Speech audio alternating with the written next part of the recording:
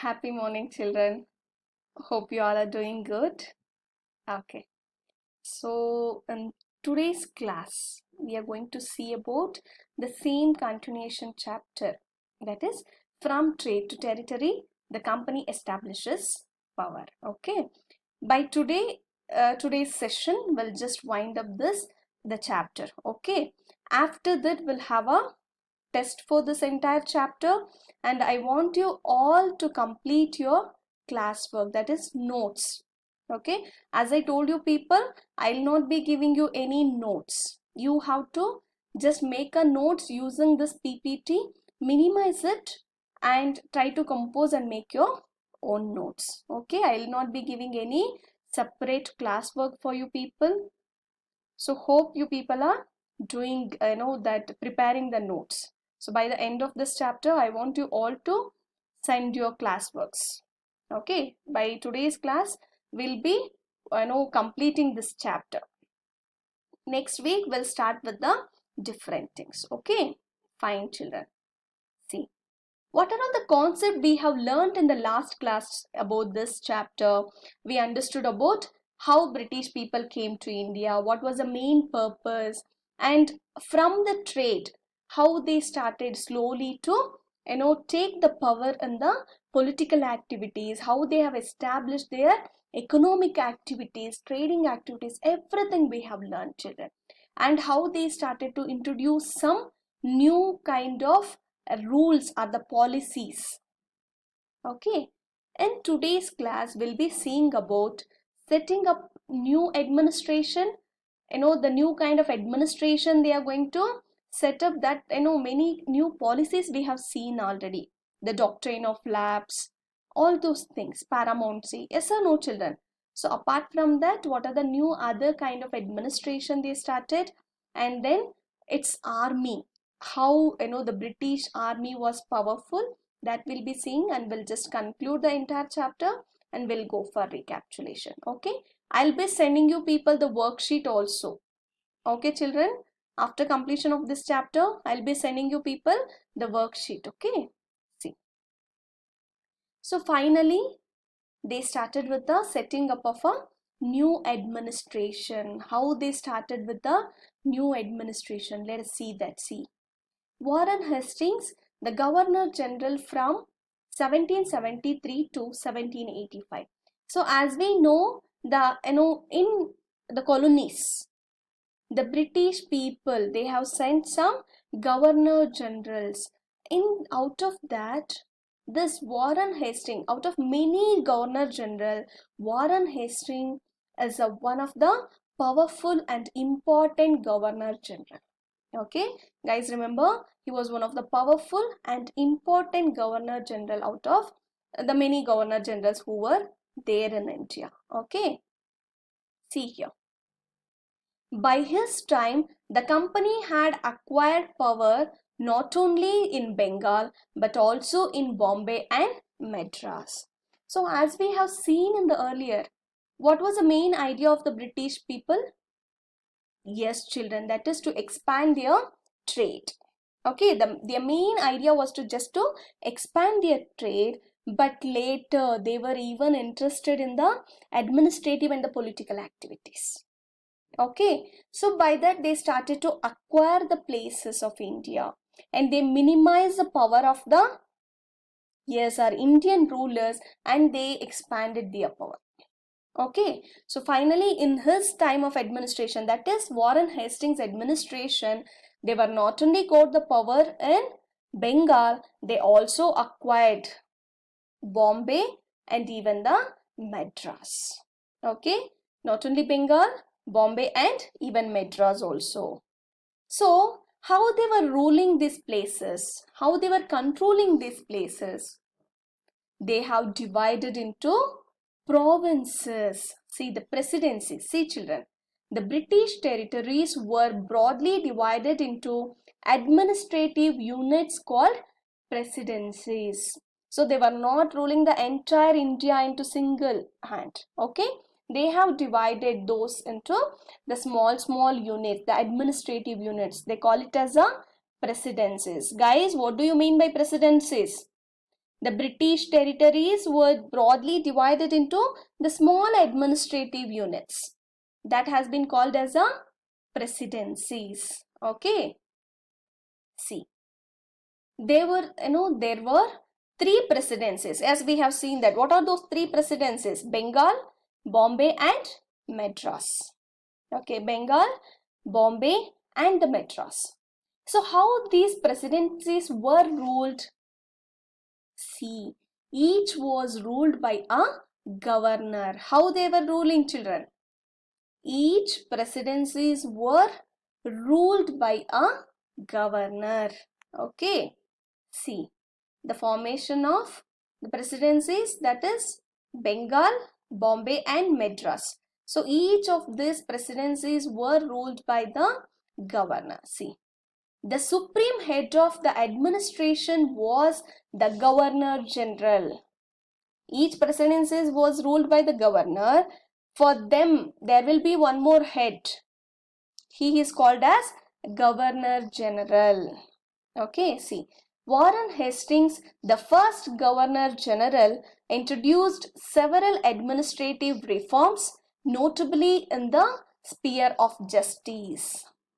So, here we are understanding that each presidency was ruled by one governor, and for all those governors there will be one head called as a Governor General. Okay, so as we know, the first the Warren Hastings, the first Governor General, introduced several administrative reforms.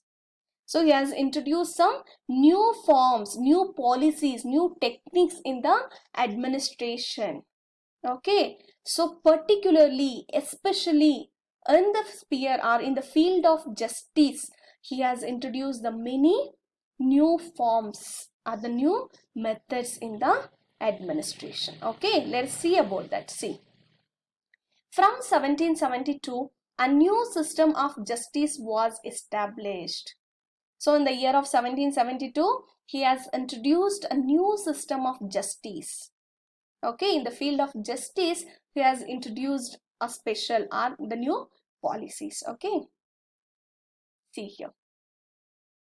Yes, each district was to have 2 courts. So earlier we didn't have this policy. So that's the reason the Warren Hastings has introduced each district should contain or should have 2 courts. What are those 2 courts? One it is criminal and the one more it is civil court. Okay, guys, you people are understanding, right? One it is criminal court and the one more it is civil court. See, Maulvis and Hindu pandits interpreted Indian laws for the European district collectors who presided over civil courts.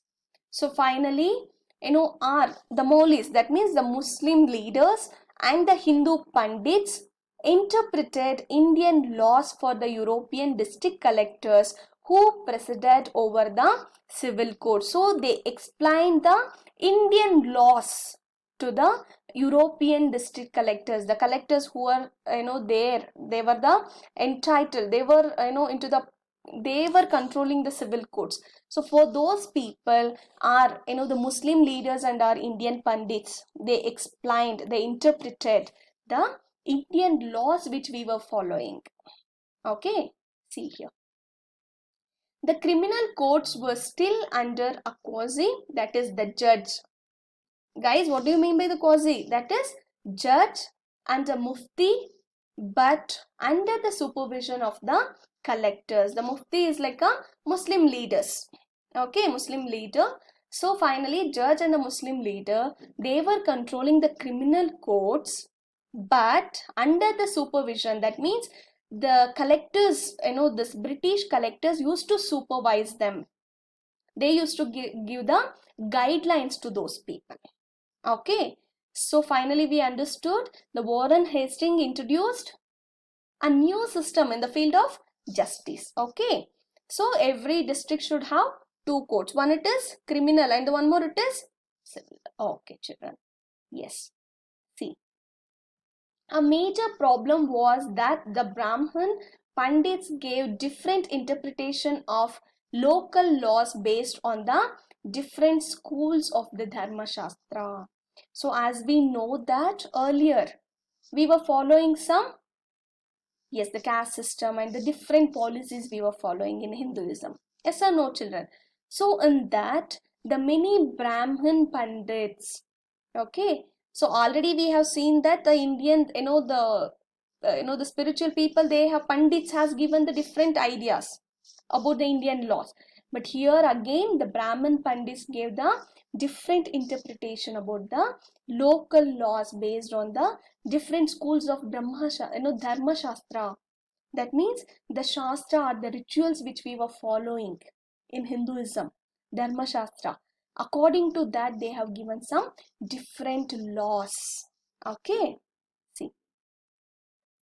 To bring about uniformity, to have a uniformity in the year of 1775. See, in the year of 1775, 11 pandits were asked to compile a digest of Hindu laws. That is, N.B.